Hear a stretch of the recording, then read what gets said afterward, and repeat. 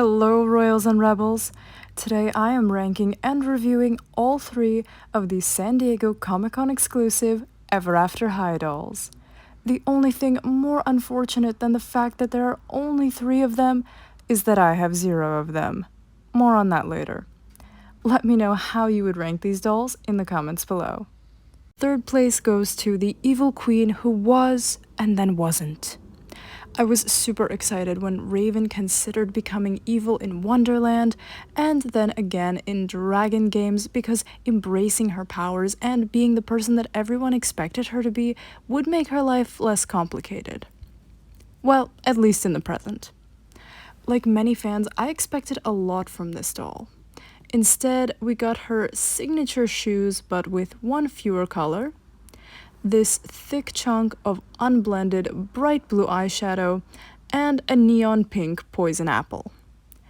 Now for the positive features. I like that her box is shaped like a mirror with daughter of crossed out, so she's just the evil queen, not only her mother's daughter. As for the doll, I love her black dress, this silver cowl, and the broken mirror shards lodged in her amazing crown. The braids are also beautiful, just like in the animation. Her sleeves look like they came right off a high fashion runway, and I like that they used actual feathers instead of plastic, but the vibrant purple of them takes away from how dark her dress and skulls look. I think varying shades of gray that form a shadow or faded out from her would have looked better. The best thing they could have done, though, was to give Raven her mom's exact outfit or just an original Evil Queen doll, because she looked amazing in the series. These gorgeous fan-made shoes are exactly how I expected hers to look. I like that her poison apple is shaped like a skull because it pays homage to the apple in Disney's Snow White and the Seven Dwarfs film, but why on earth is it neon pink and reflecting more light than a disco ball?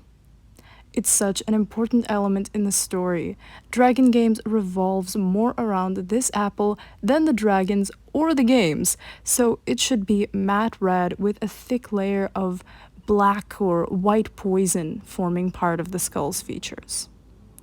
The most disappointing aspect of this doll, and the reason that one of my favorite characters is in last place, is her face.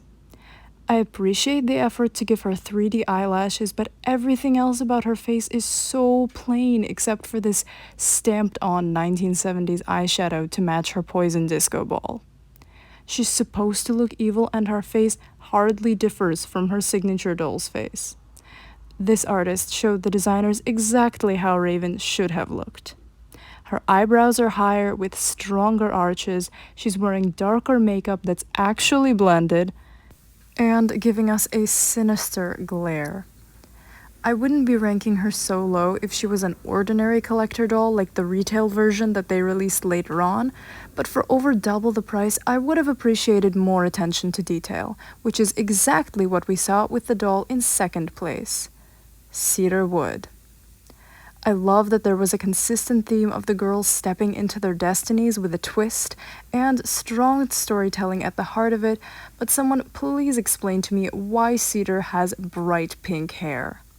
The fact that it's curled pink makes her look almost as much like a clown as my younger self did when I sold her online for $40.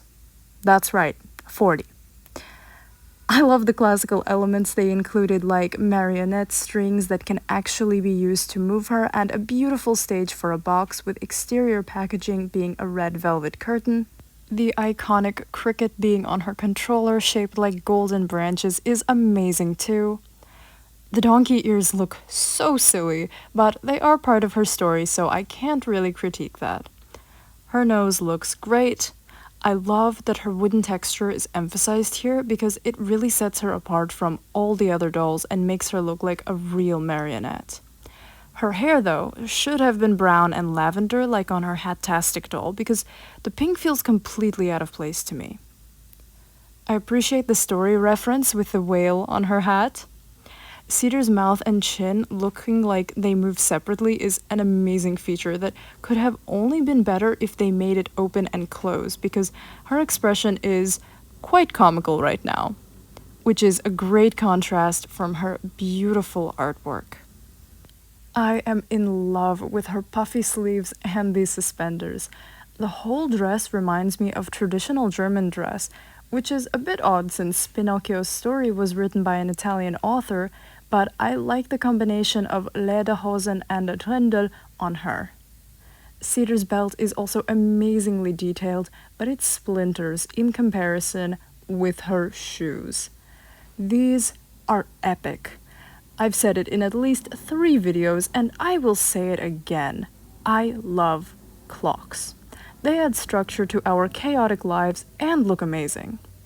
One of my favorite clocks is the traditional German wooden clock with a bird that pops out and says. The socks are also so cute, but the gold shading levels up the look exponentially because it resembles what custom doll artists do, and I love that. In first place is the first SDCC doll, Cerise Wolf. She's my favorite Ever After High doll and at the top of my wish list for her bold eye makeup, luxurious cloak, and forest theme.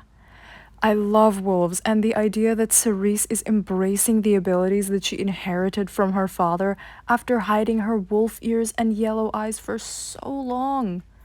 The only thing I would change about this doll is giving Cerise what fans wanted from day one.